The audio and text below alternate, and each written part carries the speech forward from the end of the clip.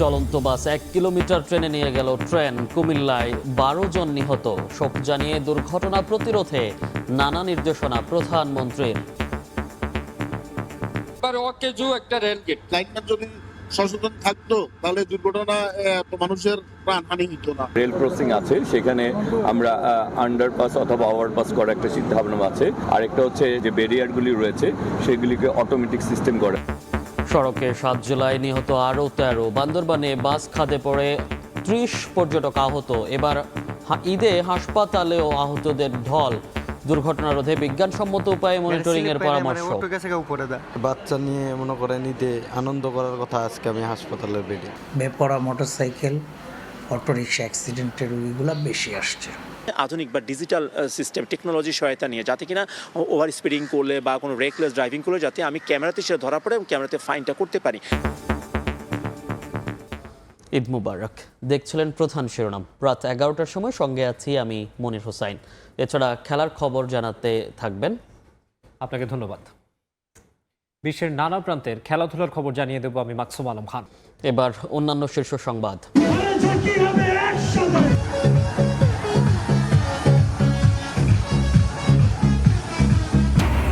ঈদের ছুটিতে বাঁধ ভাঙা উচ্ছ্বাস। ওয়াটার কিংডমে মাতামাতি। সৈকত, সাদা পাথর থেকে সুন্দরবন, সবখানে পর্যটকের ঢল। পার্ক, চিড়িয়াখানায় ছোটদের আনন্দের সঙ্গে বড়রাও। তারেক রহমানকে নিয়ে বিষোদ্গার করছে একটি গোষ্ঠী। ফ্যাসিবাদী আচরণ বন্ধের আহ্বান বিএনপি নেতা রিজভীর। সংস্কার ইস্যুতে ছাড় না দেওয়ার হুঁশিয়ারি বিরোধী দলীয় নেতার। প্রধানমন্ত্রীর উপদেষ্টা সেজে নিয়োগ দেওয়ার নামে প্রতারণা। নিজের নামে বানায় গেজেট। বিভিন্ন সরকারি দফতরেও দেয় চিঠি। কক্সবাজার থেকে অভিযুক্ত গ্রেফতার।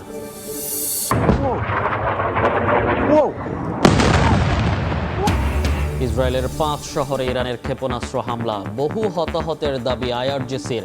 অস্বীকার তেল আবিবের। হরমুজ প্রণালী খুলে দিতে 48 ঘন্টার আলটিমেটাম ট্রাম্পের।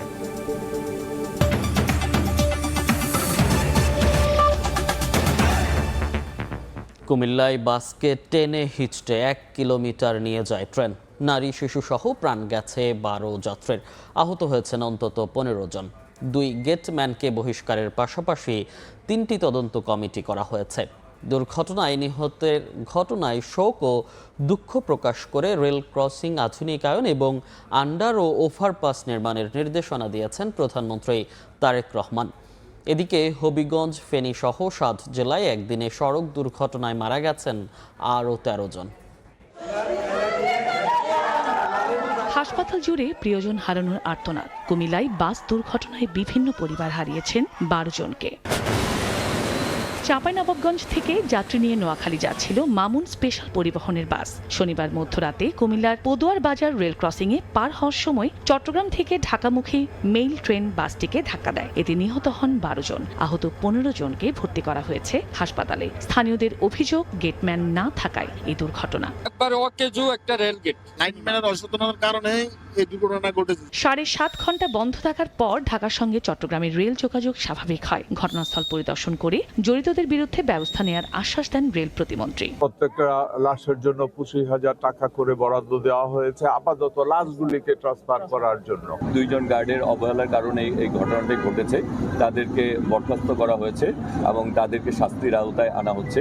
এছাড়া স্টেশন মাস্টার তাকেও শাস্তির আওতায় আনা হচ্ছে।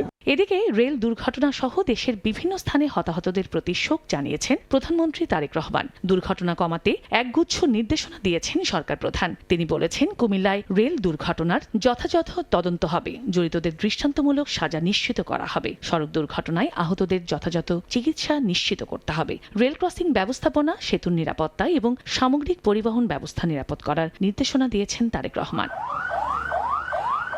অন্যদিকে মধ্যরাতে ফেনীর রামপুর এলাকায় স্পিড ব্রেকার পার হচ্ছিল একটি অ্যাম্বুলেন্স। এ সময় পেছন থেকে ধাক্কা দেয় শ্যামলী পরিবহনের একটি বাস। পরে দোয়েল পরিবহনের আরেকটি বাস অন্য মোটরসাইকেলে ধাক্কা দিলে আরোহী, বাসের সুপারভাইজার ও এক যাত্রী মৃত্যু হয়। নিজের বিয়ের দাওয়াত দিতে পাবনা থেকে প্রাইভেট কার চালিয়ে নাটোর যাচ্ছিলেন প্রকৌশলী জুলফিকার। বড়াই গ্রামে গাড়ির নিয়ন্ত্রণ হারিয়ে দাঁড়িয়ে থাকা ট্রাকের ধাক্কা দিলে তার মৃত্যু হয়। হবিগঞ্জের মাধবপুরে দুর্ঘটনা এড়াতে গিয়ে নিয়ন্ত্রণ হারিয়ে খাদে পড়ে বাস। এতে ঘটনাস্থলে মা ছেলে সহ 4 জন নিহত হন। লালমনিরহাটে বাসের ধাক্কায় অটোরিকশা উল্টে একই পরিবারের 9 জন সহ 10 জন আহত হন। এছাড়া রাতে নওগাঁর আত্রায়ে ভটভটির ধাক্কায় টেম্পো উল্টে গিয়ে ঘটনাস্থলে মারা যায় এক কিশোর। আহত হন অন্তত 10 জন। বান্দরবানে পর্যটকবাহী বাস পাহাড়ি গভীর খাদে পড়ে অন্তত 30 যাত্রী আহত হয়েছেন। চন্দ্র বিশ্বাস, ববি, সময় সংবাদ। ক্ষণিকের অসাবধানতায় মুহূর্তে উৎসব রূপ নেয় বিষাদে। সড়ক দুর্ঘটনায় বাড়ছে প্রাণহানি, উৎকণ্ঠায় হাসপাতালে ছুটছেন স্বজনরা। এবারও ঈদের দিন গুরুতর আহত শতাধিক মানুষ ভর্তি হয়েছেন জাতীয় অর্থোপেডিক হাসপাতালে। দুর্ঘটনা রোধে বিজ্ঞানসম্মত উপায়ে যানবাহন মনিটরিং এবং স্কুল থেকেই সড়ক সচেতনতা তৈরির পরামর্শ যোগাযোগ বিশেষজ্ঞের। শিফাত আল শাহরিয়ারের ক্যামেরায় এম এ আজিমের রিপোর্ট। ঈদ আনন্দে বাইকের বেপরোয়া গতি পঙ্গু হাসপাতালে নিয়ে এসেছে ব্রাহ্মণবাড়িয়ার রাজুকে। পা ভেঙে এখন কাতরাচ্ছেন হাসপাতালের বিছানায়। পোলাবেন মানুষ বের হয়েছে, তো আর না করা যায় না। ঘুরতাম যেতে আসলাম তো এটা তো তার আমরা তো জানি না। আমি রাস্তার মধ্যে দাঁড়িয়েছিলাম, অটো এসে আমার গায়ের মধ্যে পড়ে গেল। বিভিন্ন দুর্ঘটনায় এমন অসংখ্য মানুষ এখন জাতীয় অর্থোপেডিক হাসপাতালে ভর্তি। একটা দুর্ঘটনায় আমাদের সবারই এটা পারিবারিকভাবে এটা অশান্তি। হয়তো কপালে আমাদের এটাই ছিল। ঈদের দিন দুপুরের পর থেকেই এমন দুর্ঘটনায় আহত রোগীর সংখ্যা বাড়তে থাকে বলে জানান হাসপাতাল কর্তৃপক্ষ। গতকাল আমাদের পরে রোগী আসছে এবং সেটা 100 থেকে 150 এরকম রোগী। আমাদের কোনো ডাক্তার স্বল্পতা বা এরকম নাই। রাত্রে আর বিকালে বেশি চাপ ছিল। যারা ঘুরতে গেছে বেপরা মোটরসাইকেল অটোরিকশা অ্যাক্সিডেন্টের রোগীগুলো বেশি আসছে।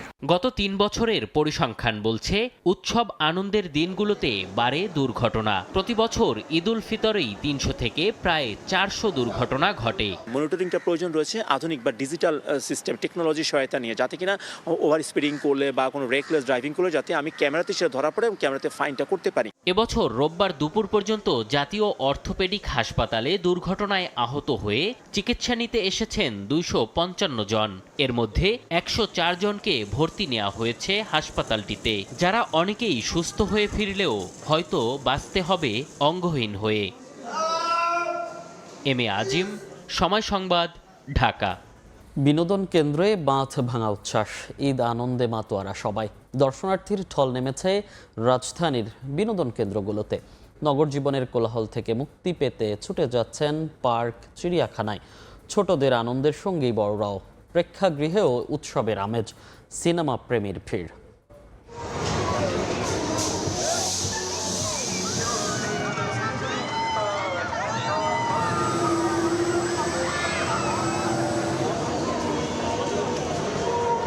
নগর জীবনের কোলাহল আর ইটকাঠের শহর থেকে মুক্তি পেতেই যেন ছুটে আসা শিশুর হাসি, তরুণের উচ্ছ্বাস আর প্রবীণের অবসর, সব মিলিয়ে ঈদ আনন্দে মেতেছে গোটা দেশ। গান বাজনার তালে তালে নাচ, সঙ্গে জলকেলি, বাঁধ ভাঙা উল্লাস আর উচ্ছ্বাসে যেন সব ক্লান্তি এক নিমিষে ভুলে গেছে সবাই। ঈদকে ভাগাভাগি করে নেওয়ার জন্য আমরা এখানে শ্রীপুর থেকে এসেছি, এসে অনেক রাইড দেখেছি, অনেক ভালো লাগতেছে। ঈদের আনন্দে আমরা সবাই ভাগাভাগি করে নিচ্ছি। গল্পের বইয়ে দেখা পশু পাখি এখন হাঁটছে চোখের সামনে। বিস্মিত চোখে এই দৃশ্য দেখে অবাক বাবা মায়ের সঙ্গে ঘুরতে আসা ছোট্ট সোনামণি। গল্পতে আমি সারস পাখি দেখেছিলাম, এই জন্য আমার অনেক সারস পাখি দেখার ইচ্ছা ছিল। বাচ্চা বায়না ধরতেছে, চিড়িয়াখানায় প্রথমে আসছে, এখন আনন্দ লাগতেছে। বাচ্চা কাছে অনেক পশু পাখি চেনে না, এই জন্য আমরা চিড়িয়াখানায় আসছি।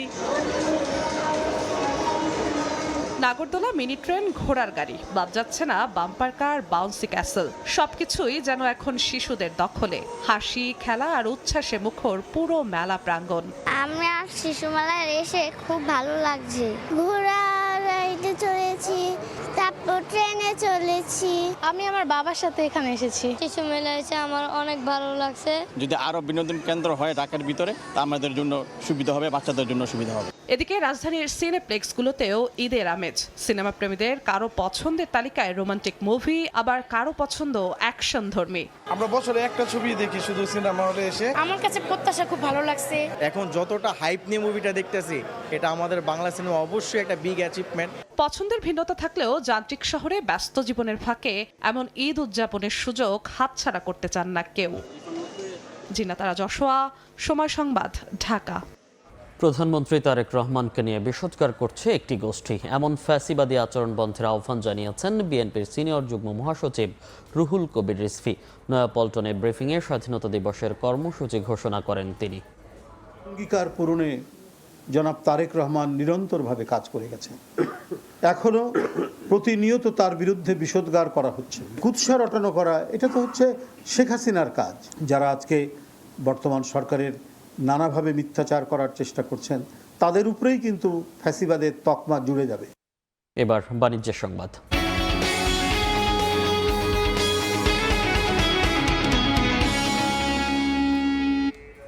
ইউরোপের বাজারে রফতানিতে বড় ধাক্কা খেয়েছে তৈরি পোশাক খাত। জানুয়ারিতে রফতানি হয়েছে ১৬৫ কোটি ৪৭ লাখ ডলারের পণ্য, যা গেল বছরের একই সময়ের তুলনায় ২৫ ভাগ কম। এই সময়ে পোশাকের দাম কমেছে ৯% বেশি। ২০২৬-এর শুরুতেই পোশাকের বাজারে ধাক্কা খেয়েছে ইউরোপীয় ইউনিয়ন। জোটটির পরিসংখ্যান দপ্তর ইউরোস্টেটের সবশেষ তথ্য, জানুয়ারিতে আমদানি হয়েছে $৭ বিলিয়ন পণ্য, যা গেল বছরের একই সময়ের তুলনায় ১৫.৪৮% কম। এই সময়ে ইউরোপের বাজারে ১৬৫ কোটি ৪৭ লাখ ডলারের পোশাক রপ্তানি করেছেন উদ্যোক্তারা। গেল বছর জানুয়ারিতে যার পরিমাণ ছিল ২২১ কোটি ৩৯ লাখ ডলার। বছর ব্যবধানে আয় কমেছে ২৫.২৫%। শুধু রপ্তানি আয় নয়, কমেছে পরিমাণও। গেল বছর জানুয়ারির তুলনায় ১৭.৫% কমে দাঁড়িয়েছে ১২ কোটি কেজিতে। ইউরোপের বাজারে চলতি বছরের শুরুতেই বড় ব্যবধানে কমেছে পোশাকের দামও। জোটটিতে বাংলাদেশি পোশাকের দাম কমেছে ৯.৪১%। তবে প্রবৃদ্ধি হয়েছে ভারত, তুরস্ক ও ইন্দোনেশিয়ার। চিন্তা করি অর্ডারটা দেয়। উদ্যোক্তারা বলছেন, বৈশ্বিক অস্থিরতায় বড় অঙ্কের ক্রয়াদেশে সতর্ক অবস্থানে ক্রেতারা। রাজনৈতিক অনিশ্চয়তা, ট্রাম্প ট্যারিফ, এগুলোর কারণে আমাদের অর্ডার যে পরিমাণ আসার কথা ছিল আসে নাই। রপ্তানি আয়, পরিমাণ ও পোশাকের দাম কমলেও ইউরোপের বাজার প্রতিযোগিতায় দ্বিতীয় শীর্ষ অবস্থান ধরে রেখেছে বাংলাদেশ। MS আরিফিন, সময় সংবাদ, ঢাকা।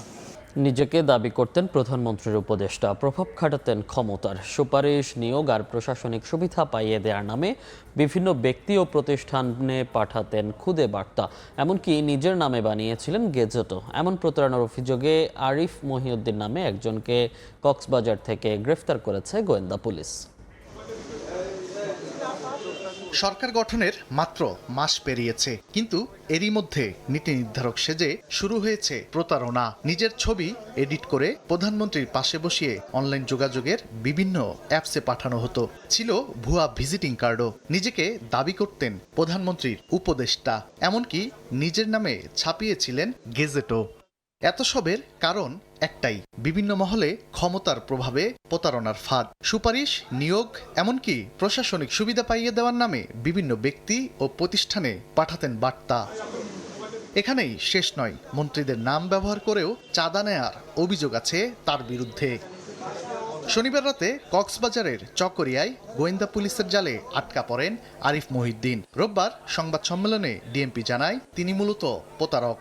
নিজেকে সদস্য সচিব ঘোষণা করে এবং বিভিন্ন পর্যায়ের লোক, আমাদের অনেক বড় বড় মন্ত্রী মহোদয়দেরকে নাম ব্যবহার করে যে তারা এটি উপদেষ্টা আছে, সে বিভিন্ন জায়গায় এই গুম কল্যাণ ট্রাস্ট এটা সাহায্য করার নামে বিভিন্ন জনের কাছ থেকে আর্থিক সুবিধা বা চাঁদা চাচ্ছে। এছাড়া সে একইভাবে নিজেকে প্রতিমন্ত্রীর দাবি করে দুদকের কাছে চিঠি লিখেছে, সে বাংলাদেশ ব্যাংকে চিঠি লিখেছে, তাকে ১,০০০ কোটি টাকা লেনদেন। ডিবি বলছে ২০২৪ সালেও প্রতারণার মামলায় গ্রেপ্তার হয়েছিলেন তিনি। এক মামলায় ৫ বছরে সাজাও হয়েছিল তার। ২০২৪ সালে তার নামে চকরিয়া থানায় একটা জিডিও করা হয়েছিল এরকম প্রতারণামূলক কর্মকাণ্ডের জন্য। সন্দেহজনক কল অথবা পরামর্শে সাড়া না দিয়ে আইন শৃঙ্খলা বাহিনীকে জানানোর কথা বলছে ডিবি। যে কোনো আইনগত সহায়তা আমাদের কাছে চলে। তানভীর হাসান মেঘ, সময় সংবাদ, ঢাকা। ইরানের ভয়াবহ ক্ষেপণাস্ত্র হামলার পর স্পষ্ট হয়ে উঠছে ইসরায়েলের ক্ষয়ক্ষতির চিত্র। ইসরায়েলের প্রধানমন্ত্রী বেনিয়ামিন নেতানিয়াহু বলেন, কেউ নিহত না হওয়ার ঘটনা অলৌকিক। একের পর এক মিসাইলের আঘাতে লক্ষ্যবস্তু হয় ইসরায়েলের ডিমোনা সহ একাধিক শহর। রোববার ভোরের আলো ফুটতেই স্পষ্ট হয়ে ওঠে এসব শহরে ক্ষয়ক্ষতির চিত্র। হামলায় দক্ষিণ ইসরায়েলের শহর আরাদে আহতের সংখ্যা কয়েকশো ছাড়িয়েছে। ব্যাপক ক্ষতির শিকার হয় অন্তত 10টি ভবন, যার মধ্যে 3টি ভবন পুরোপুরি ধসে পড়ে। রাতভর ইরানের হামলায় ক্ষয়ক্ষতির ব্যাপকতা দেখা গেছে ইসরায়েলের দক্ষিণাঞ্চলীয় শহর ডিমুনাতেও। পারমাণবিক স্থাপনার এই শহরে তেহরানের হামলায় আহতের সংখ্যা ছাড়িয়েছে কয়েকশো। ইসরায়েলের সামরিক বাহিনী জানায় হামলায় প্রথমবারের মতো দূরপাল্লার ক্ষেপণাস্ত্র ব্যবহার করেছে ইরান। হামলা হয়েছে মধ্য ইসরায়েল ও তেল আবিবেও। ধ্বংসাবশেষ থেকে আগুন নেভাতে দেখা যায় দমকল কর্মীদের। তেল আবিবে ক্ষতিগ্রস্ত ভবনের ভেতর থেকে ধ্বংসাবশেষ সরাতে দেখা যায় জরুরি সেবা কর্মীদের। অ্যাম্বুলেন্স পরিষেবা কর্মীরা জানান গুরুতর আহত অবস্থায় বেশ কয়েকজনকে হাসপাতালে নেওয়া হয়েছে। অন্যদিকে ইসরায়েল লক্ষ্য করে হামলা অব্যাহত রেখেছে লেবাননের সশস্ত্র গোষ্ঠী হিজবুল্লাহ। ইসরায়েল সীমান্তে গোষ্ঠীটির হামলায় বেশ কয়েকজন হতাহত হয়েছেন। এর জেরে দক্ষিণ লেবাননের লিতানি নদীর উপর অবস্থিত একটি সেতুতে হামলা চালায় ইসরায়েলি সেনারা। ইরানের ক্ষেপণাস্ত্র হামলায় ক্ষতিগ্রস্ত বিভিন্ন স্থাপনা পরিদর্শন করেন ইসরায়েলের প্রধানমন্ত্রী বিনিয়ামিন নেতানিয়াহু। ব্যাপক এই হামলায় কেউ নিহত না হওয়াকে অলৌকিক ঘটনা বলে উল্লেখ করে নাগরিকদের আশ্রয়কেন্দ্র থাকার নির্দেশ দেন তিনি। আমি এখন আরাদে আছি। এখানে একটি অলৌকিক ঘটনা ঘটেছে, কেউ নিহত হয়নি, কিন্তু আমরা শুধু অলৌকিকতার উপর নির্ভর করতে চাই না। সতর্কবার্তা দেওয়ার পর থেকে ক্ষেপণাস্ত্র পড়া পর্যন্ত পুরো 10 মিনিট সময় ছিল। ক্ষেপণাস্ত্রটি ভবনগুলোর মাঝখানে পড়ে। যদি এই সময়ের মধ্যে সবাই ভবনের নিচের আশ্রয় কেন্দ্রে চলে যেত তাহলে কেউই আহত হতো না।